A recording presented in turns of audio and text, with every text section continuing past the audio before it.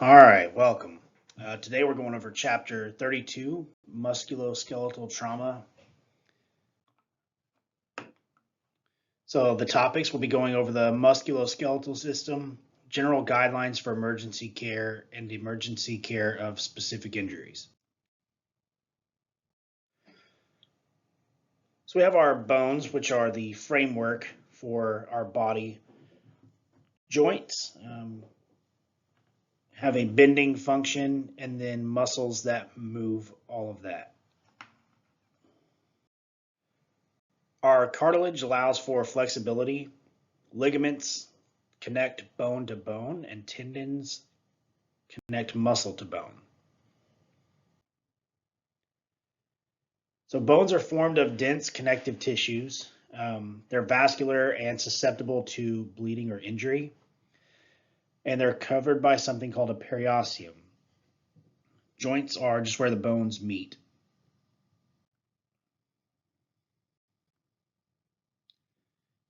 Different classifications of shapes. We have long bones, short bones, flat bones, and irregular bones. Here's an example of those. So irregular bones are things like vertebrae, scapula is a flat bone. Long bone would be like your humerus or your femur. And then your short bones are little ones, hands, feet, like the tarsals and that stuff. So bones have a self-healing nature. The break itself causes soft tissue swelling and blood clot in the area of the fracture. There is an interruption of blood supply that causes cells to die at the injury site. Those cells rapidly divide and form tissue that heals the fracture and develops into new bone. So it's really important to make sure we're immobilizing fractures quickly. We don't want the fracture to separate or move around and cause further injury in that area. So different kind of muscles. We have skeletal muscles. That's voluntary. That's the things that we can decide to move. Smooth muscles, those are the things that are like within your vessel walls. Those are involuntary. Your body, your nervous system decides when to contract and dilate those. And then cardiac muscle or myocardial muscle, those are the muscles that have their own cells that generate something called automaticity. They've got their own electrical conduction. Cartilage helps form flexible structures of the body. Here's an example of those three types of muscle that we talked about: skeletal muscle, cardiac muscle, and smooth muscle. So tendons allow for the power movement across joints. So muscle, tendon, bone.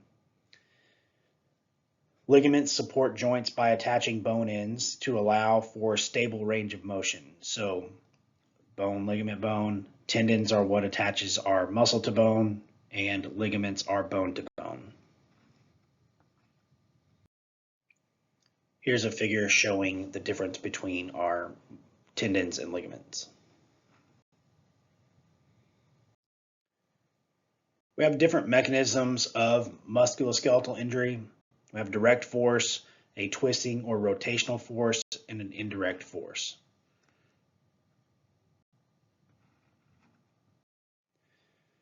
So we'll talk about injuries to bones and connective tissue. So a fracture is any break in a bone, whether it's open or closed.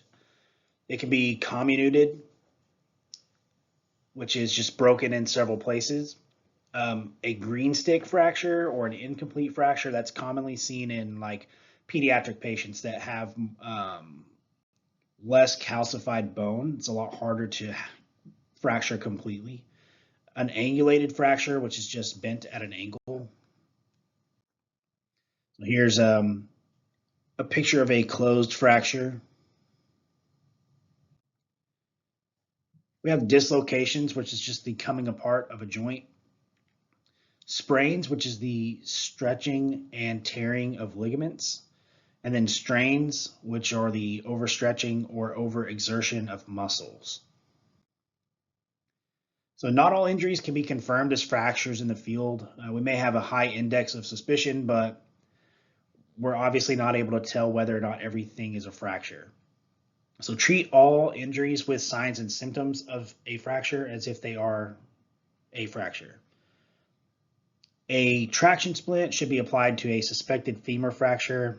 There are some other indications. It has to be a closed femur fracture, not an open femur fracture, and it has to be suspected to be a mid-shaft femur fracture. We can't use a traction splint on a really high femur fracture that could have pelvic involvement. Splinting an extremity with a suspected fracture helps prevent blood loss from bone tissues. Like we talked about earlier, bones do have vascularity. So if we fracture a bone, even if we don't do damage to the tissues around it, that bone fracture itself will bleed. Rapidly identify and treat any life-threatening condition. Be alert for injuries besides the wound. When you arrive at patient side and see a patient that has a very obvious or grotesque fracture, that can be very distracting, can prevent you from doing further assessment. A fracture in and of itself may not be life-threatening, but if they have bleeding coming from a different location that's not as obvious when you walk up, you could miss that. So we need to cut and remove the patient's clothing to do a complete exam according to the environment and safety of the situation. Compartment syndrome, that's severe swelling in the extremity as a result of a fracture. That swelling causes issues. Your arteries are under a higher pressure than your veins. So if there's a lot of swelling and that swelling compresses veins, say in your leg is still being fed blood through the arteries that are under higher pressure, and they may not be able to return back to the body through the veins because the swelling has caused them to collapse. So progression, a fracture or crush injury causes bleeding and swelling in the extremity. That pressure comes so great, it can't perfuse the tissues against the pressure. That causes cell damage, that causes more swelling, and eventually blood flow is lost or impeded badly. The limb may be lost if the pressure is not relieved. So that's going to present with pain and tenderness, but going down the fracture route, obviously we're going to see deformity and angulation in some fractures. Crepitus, which is just a crunchy sound when that extremity is moved. Swelling and bruising, exposed bone ends, joints that are locked into position. There could be nerve and blood vessel compromise depending on the location of the fracture. Here's some more mnemonics for you, the 6 P's of assessment. So pain or tenderness, pallor or pale skin, paresthesia, that's just that, your foot's asleep, pins and needles feeling, pulses that are diminished or absent, paralysis, and pressure. So do the patient's musculoskeletal injuries add up to serious multiple trauma? We need to know, like I said, if it's just a singular fracture from a ground level fall where somebody landed on their arm wrong, or if this is a rollover accident that could have injuries that we can't see, like internal bleeding, things like that. Does the patient have circulation, sensation, and motor function distal or beyond the suspected fracture or dislocation? We need to know that before and after we splint that extremity. So regarding patient care, we're going to take standard precautions, perform your primary assessment, and address any life threats during that. During your secondary assessment, if you suspect cervical or a spine injury, we can apply a cervical collar. We can splint any suspected extremity fractures after treating those life-threatening conditions. Cover any open wounds with sterile dressings. So some splinting tips and tricks we'll go over in class, but we'll talk real quick about advantages. It minimizes the movement of the disrupted joints and broken bone ends. So we're going to be splinting the joint above and below the fracture. So if that fractures in the middle of your forearm, we need to be splinting the wrist and the elbow to avoid extra movement, because if we move at those joints, the muscles in that forearm are going to move, and that can cause some issues. It can decrease pain by putting them in a well-done splint, prevents additional injury to the soft tissues, can prevent a closed fracture from becoming an open fracture, and it minimizes blood loss. There are times where we may realign a deformed extremity. That can assist in restoring effective circulation. If it's not aligned, the splint may be ineffective, causing increased pain and possible further injury. Most of the time, we will not try and realign the deformed extremity unless it does not have a pulse. So, if they've fractured their lower leg and it's angulated and they've got a good pulse in that foot, likely we will leave it in place unless we just can't get an effective splint in place. Obviously, if it does not have a pulse, then we need to try and realign that to restore the pulse.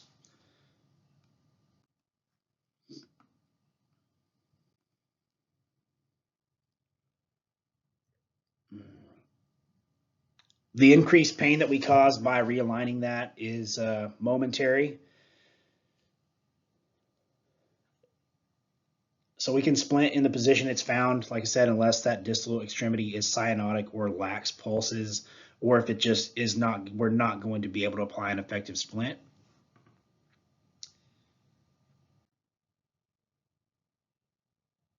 So one EMT can grasp the distal extremity while the partner places one hand above and below the injury site. One partner supports the first EMT, who creates gentle manual traction in the direction of long axis of extremity to try and move that back into place. As long as no resistance is felt, you can maintain that gentle traction until it is properly aligned and splinted. So some strategies for splinting. Going to require ingenuity. No two fractures seem to be the same. So we have rigid splints, formable splints, and traction splints. We'll be going over those in class.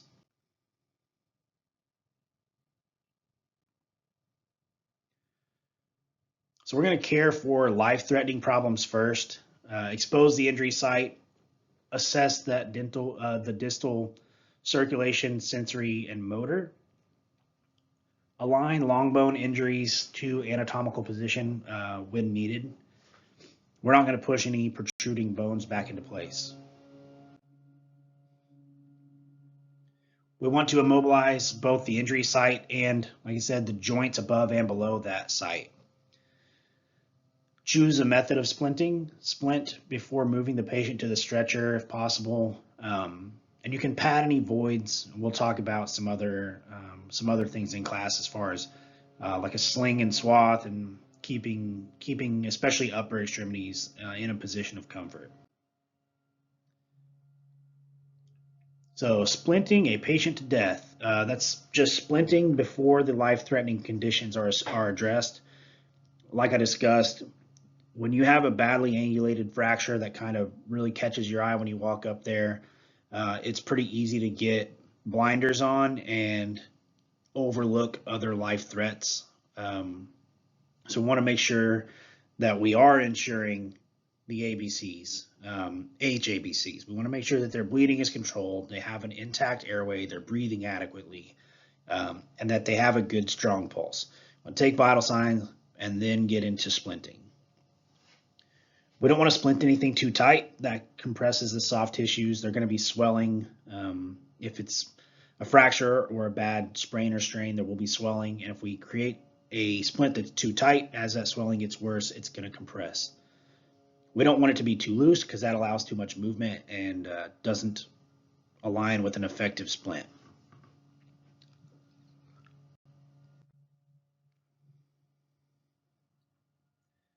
So splinting long bone and joint injuries, we want to take appropriate standard precautions. We want to expose the area that's going to be splinted. and manually stabilize the injury site.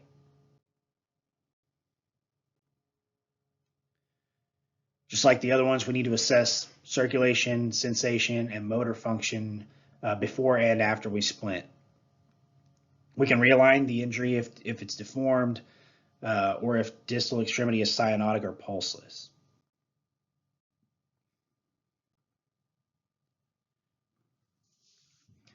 So we need to measure or adjust the splint, which are some things that we'll be going over in class. It's going to be hard to teach that on a PowerPoint slide. We will apply and secure the splint to immobilize the injury site, including the joints above and below the injury, and then reassess the CMS distal to the injury.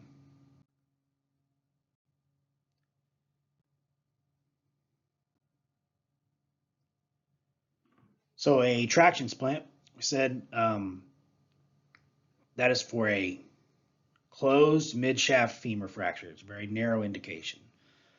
Counteracts muscle spasms and does greatly reduce pain in the patient that has that kind of femur fracture. There's a bipolar and unipolar traction splint. One has one pole, one has two. The amount of traction applied should be roughly 10% of the patient's body weight. I don't know any of them that have an ability to measure that. We don't need to go crazy. And again, we will go over this in class and make it make more sense than I can on a PowerPoint. We'll take standard precautions. We need to expose the area, manually stabilize the leg prior to applying the traction splint. We can apply manual traction. It's a little difficult.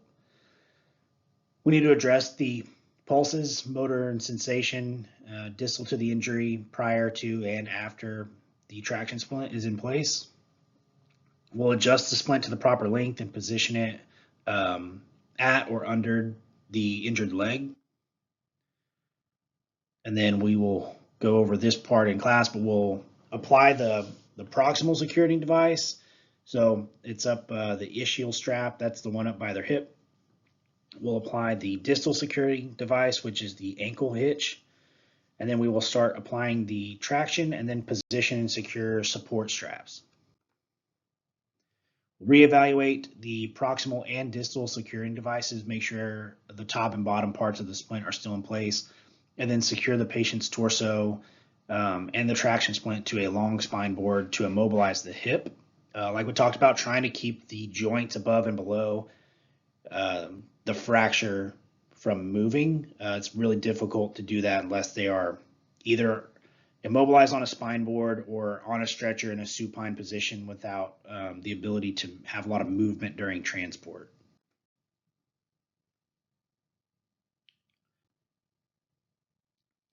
It's a picture showing manual stabilization of the leg. This is them adjusting the splint to the length. This is just the support straps. That's after you get the top and bottom straps on.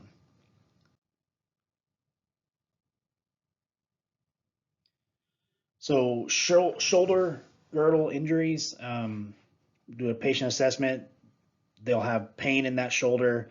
Their shoulder may be kind of dropped. It looks deformed from just looking at it. So we will assess the distal CSM. We'll use a sling and swath. If there's evidence of a dislocation of the humerus, we'll place a pillow between the patient's arm and chest to kind of, that even with just a regular swing and sloth, that definitely helps them remain more comfortable during transport. We're not going to try to straighten or reduce that dislocation. And then once it's all splinted up with the sling and swath, we will reassess the distal pulses, sensation, and motor function. So assessing a patient with pelvic injuries, they're going to have pain in their pelvis, maybe in their groin, their back, whether it's normally typically in their lower back that they're going to experience pain. There's going to be pain when you apply pressure to their iliac crest. If they're laying supine, they're likely not going to be able to lift either leg. But that's not something we're going to try to have them do. Big one that we see a lot is the lateral rotation of the foot. So their foot's kind of kicked out to one side, and a lot of times there will be kind of shortening of that affected limb because that fracture happens, muscles start to spasm and contract. Bleeding from the urethra, rectum, or vaginal opening, that's normally in like a multi-system trauma that involves a pelvic fracture, not just like a geriatric patient that fell and has a pelvic fracture. Patient care regarding pelvic injuries, we're going to move them as little as possible. We need to determine that CSM distal to the injury site is present. Straighten the lower limbs to an anatomical position and stabilize them. You can assume spinal injuries, especially depending on the mechanism. Once we have them in a position, whether that's just a position of comfort on the stretcher or however we move the patient, we need to reassess that they still have distal pulses. We'll care for shock if needed, provide high concentration oxygen if needed, transport the patient as soon as possible, and monitor vital signs during transport. So pelvic wraps or pelvic slings are commercially available devices. You can use a sheet and kind of twist it up. And again, this is another thing that we will go over in class. So this is applied to patients who have pelvic deformity or instability, whether or not signs of shock are present. Your pelvic cavity can hold your entire body's worth of blood, and bones are vascular, but the bones of your pelvis are extremely vascular. So when those are fractured, they can bleed heavily. Here's a picture of a commercially available pelvic splint that kind of just provides circumferential pressure to that pelvis. So here's an example of just using a flat sheet. We can just place it on the backboard like this, approximately 10 inches wide, and then move the patient over onto the backboard. Once the patient is on the backboard on that sheet, we can bring the sides of the sheet together and kind of tie it up. I don't know why they have it tied here. That's very low. It should be tied around that iliac crest. So a hip dislocation, we can have anterior or posterior hip dislocation. There could be rotation of the leg inward. The knee could be bent. Again, like we talked about earlier, sometimes it's really hard to differentiate a dislocation from a fracture. So if we are not sure, we will just lean on the side of fracture and treat it that way.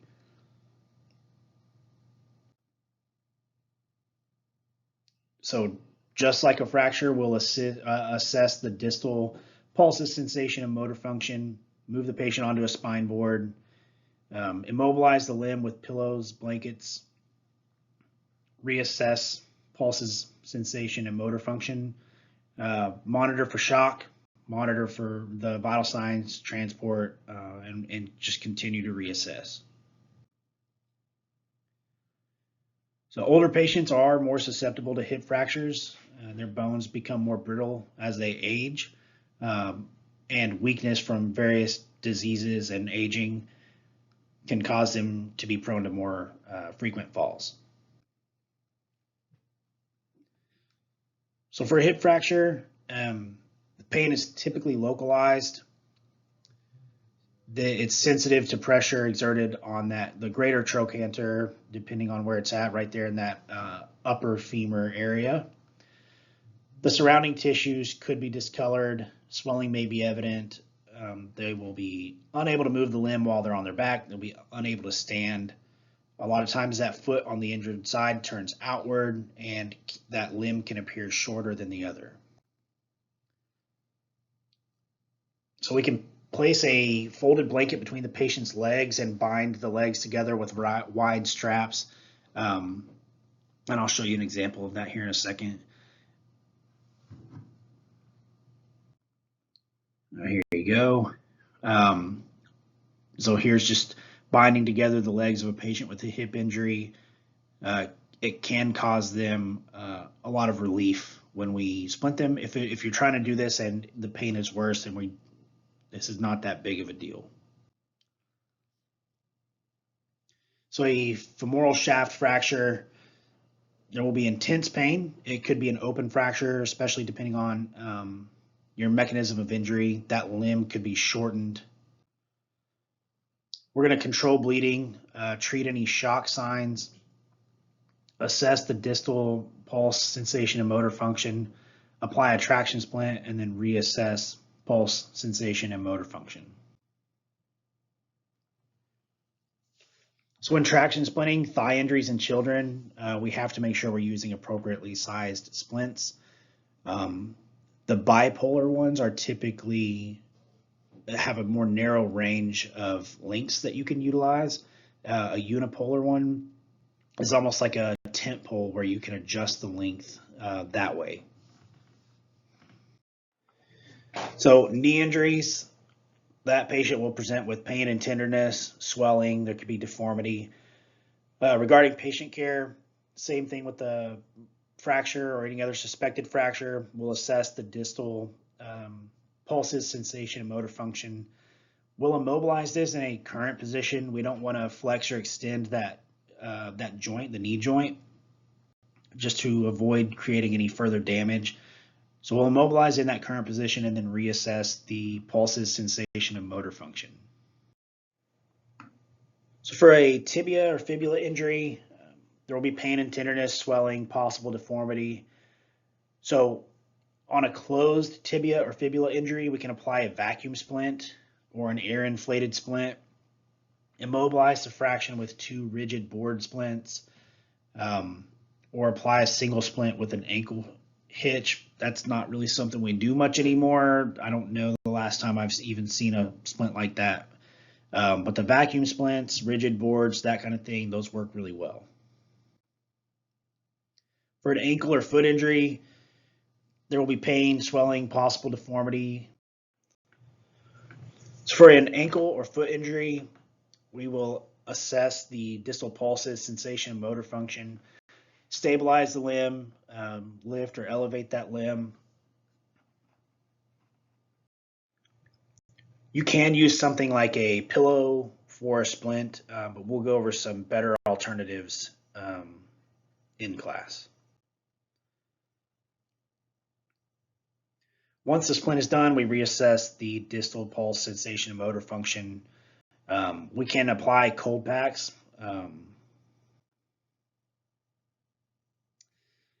Forearm, wrist, and hand injuries. So for your forearm, a lot of times there will be deformity. Same thing with your wrist. Depending on where it's at in your hand, there may or may not be notable deformity, but it will be painful. Dislocated fingers are pretty simple to identify.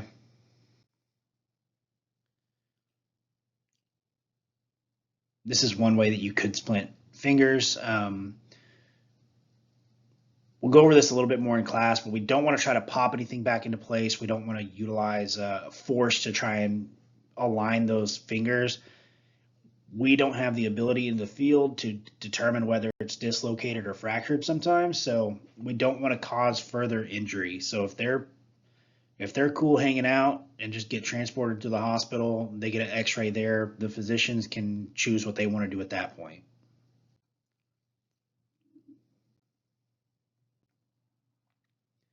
So we'll do a chapter review real quick. Bones bleed. Fractures cause blood loss within bone, as well as from the tissue damage around the bone ends. This can be serious. So serious or multiple fractures can cause shock due to the amount of blood loss. Splinting of long bone fractures involves immobilizing the bone ends as well as the adjacent joints. Splinting protects the patient from further injury, reduces pain, and helps control bleeding. You will need to be creative while splinting. There are many correct ways to splint the same extremity, and like I said, we will go over different things in class. Injuries to bones and joints should be splinted prior to moving the patient.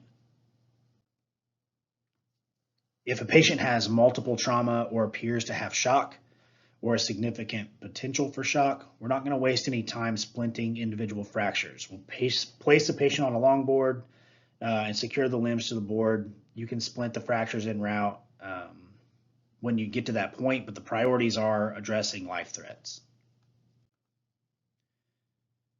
Bones, joints, muscles, cartilage, tendons, and ligaments make up the musculoskeletal system.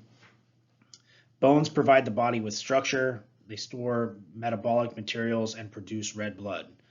Joints are the places where bones articulate to create movement. Fractures, dislocations, sprains, and strains are musculoskeletal injuries that are caused by direct force, indirect force, and twisting force. Injuries should be splinted prior to moving the patient.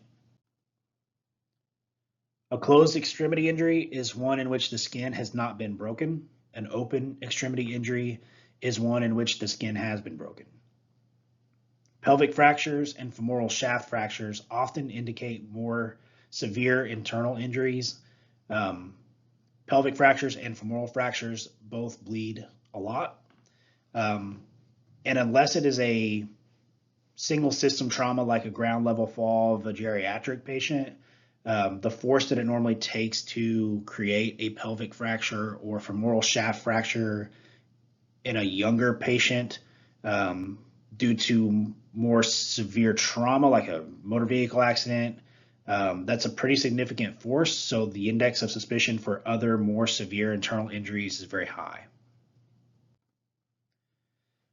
EMTs must learn specific techniques for immobilizing particular injuries, but at the same time must foster creativity while applying the general rules of splinting. So we'll go over all this stuff in class. It'll be a fun time.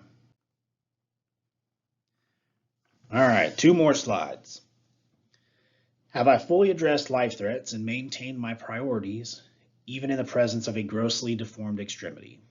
That's a question you should probably ask yourself. We don't want that distracting injury to distract us from treating life threats. Does the patient have an injury that requires splinting? Even if the answer is yes, that is not #1 priority. We need to make sure that our life threats are addressed. We will get to splinting the injury at some point. Does the patient have multiple fractures, multiple trauma, or shock?